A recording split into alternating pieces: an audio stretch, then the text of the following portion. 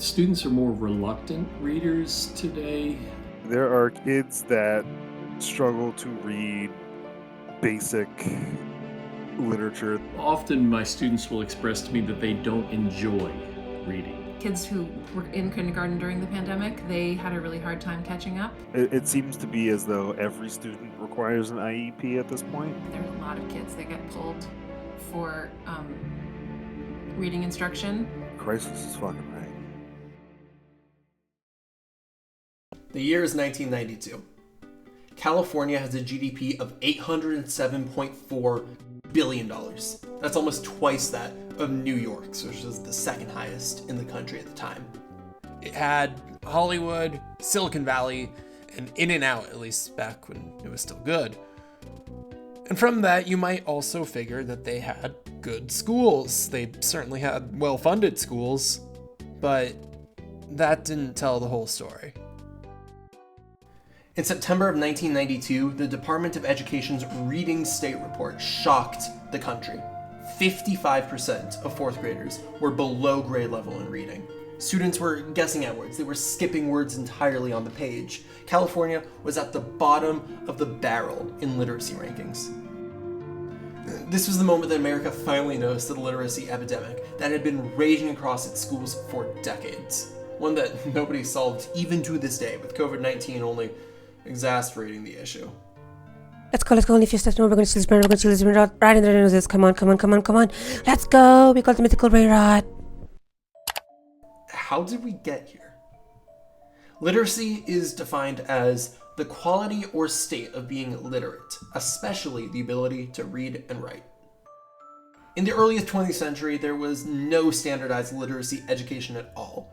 There was no research, all methods were ad hoc. If you had a Bible or a religious text like the one on screen right now, that might be all you had to learn to read. But in 1948, William S. Gray introduced the look-say method in his book On Their Own in Reading, How to Give Children Independence in Analyzing New Words. This proposed a, at the time, revolutionary new method of teaching.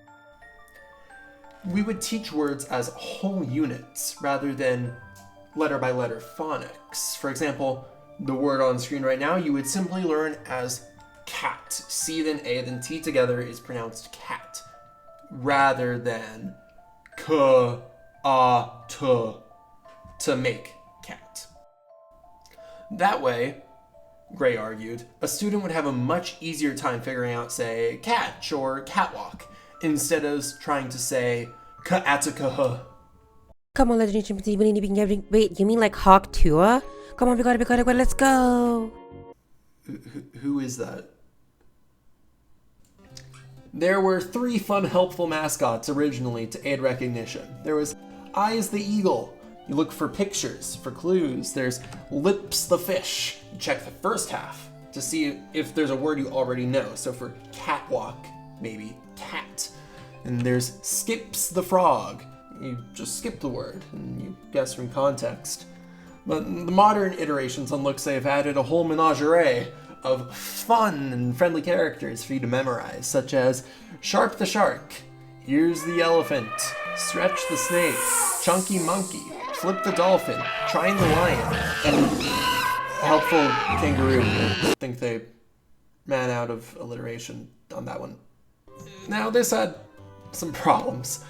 It encouraged guessing, skipping over words, no decoding, no actually understanding why that word means what it means, an overly complex flowchart-esque process for trying to figure out what any given word on a page means, and essentially no actual comprehension going on before just skipping word entirely. Let's give an example. Let's say a student encounters this extremely common sentence that you might find in any children's book. The glizzy fingers were a lot, even for me. What does glizzy mean? Well, here's some helpful steps that, again, the look-say method really genuinely would have you go through to try and understand what this mystery word, glizzy, means. Does the first half mean something to you already? Gli. No, I don't think so. Is there a chunk you already know anywhere inside the word? Gliz, maybe. No, not ringing any bells. Does the rest of the sentence make any sense without it? No, fingers, something, not sure. Does it make sense when you read it out loud? No one pretty? It didn't really help, no. Does it turn into a word you know you pronounce it differently? Glizzy, glizzy, no. Can you ask a teacher for help with it? No, I don't think there's any teachers around here. Is there a picture with clues? Well, hold on. There's oh, okay. Now I get it. But see how long that took, and see how screwed a student could have been if there weren't a picture there? It's not a great method, but there is one great advantage to the look-say method, and that is it's cheap. Woo! Jackpot! Yeah! Jackpot! No money required.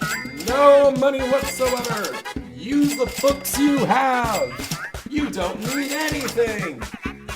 Due to this, look-say spread rapidly in underfunded schools, and critics of it were dismissed as anti-progress. And that's pretty much how it was in America. Up until the Reading Wars. In 1967, Harvard's Jean Chall publishes Learning to Read, The Great Debate, advocating for phonics, that is to say, sounding it out, over look-say. However, at the time, her book was purely theory. There was no actual supporting research. So, with that in mind, there was a huge fight. Researchers across the country rushed to find studies, rushed to make studies that could back them up and prove their side of the argument. And both sides had some pretty good points. On the one hand, phonics would help teach decoding, that is to say you'd actually understand the makeup of the word, the suffixes, the prefixes, the roots, so on and so forth. It would improve your spelling by giving you a more holistic understanding of the actual word as a whole, rather than just blindly memorizing the rote components of it. It was more generalizable. You could learn other languages. You could learn other contexts for these words. You could apply them in a more intelligent way. It was predictable. You wouldn't be up in mercy with the books you happen to have on hand with look-say.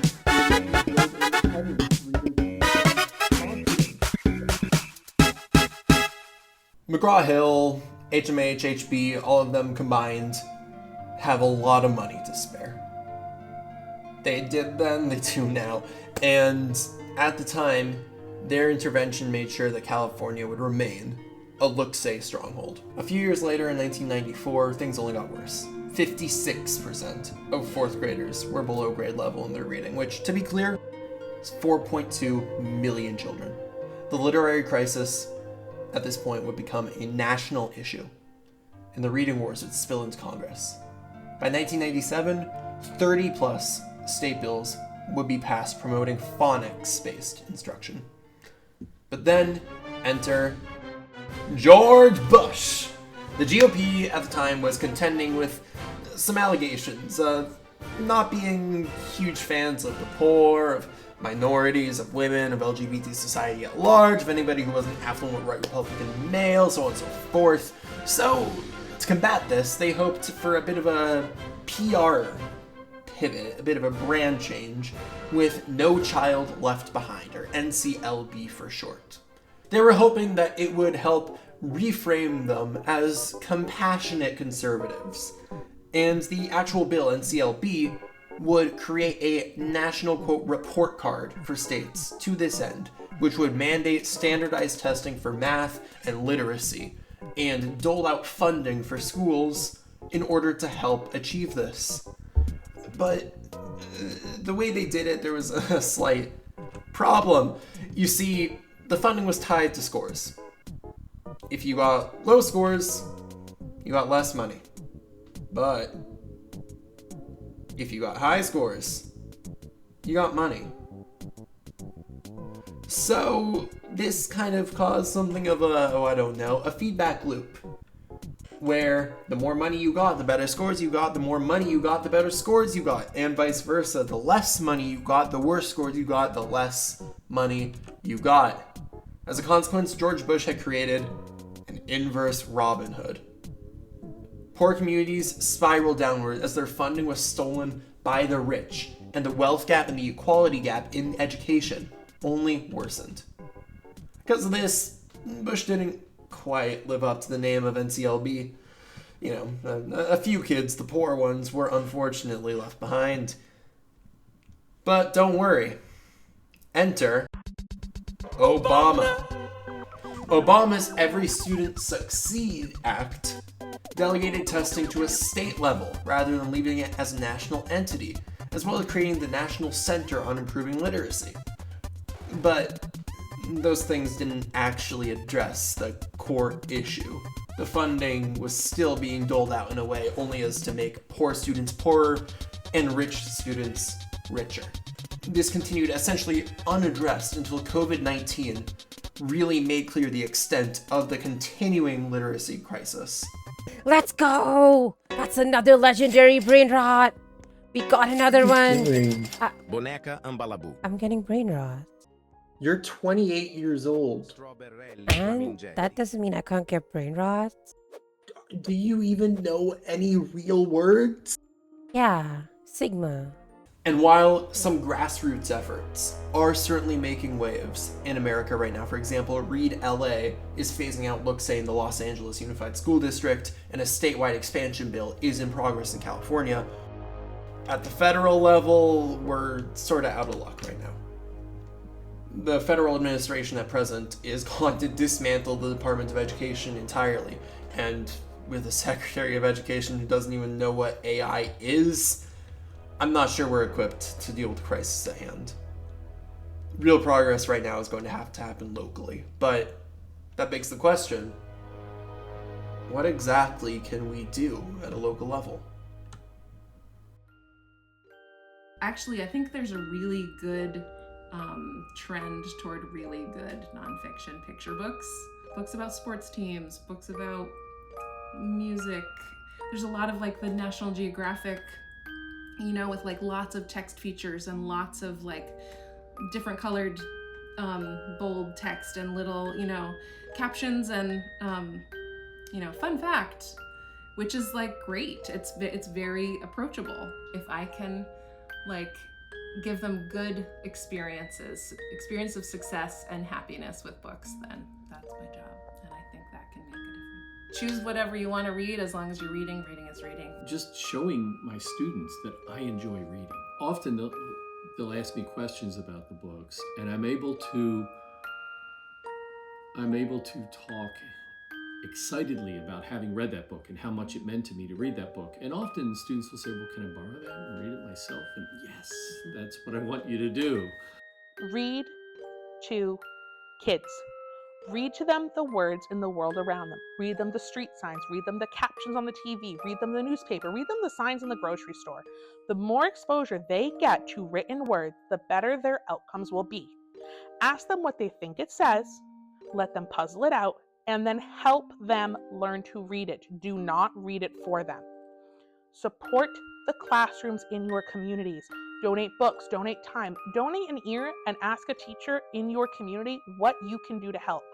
As a teacher, all I can say is this: it is up to us to fix this, and all we need to do is read.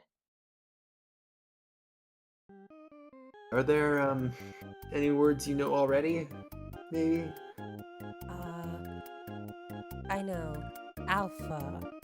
Sigma. Skibbity. I regret asking. Toilet. How Sus. about... Okay, let's... How about... Suspicious? You know how to spell suspicious? S-U-S. Yeah, keep going. S-H-U-S. Suspicious. It's not just sus twice. That's not... But that would be so funny.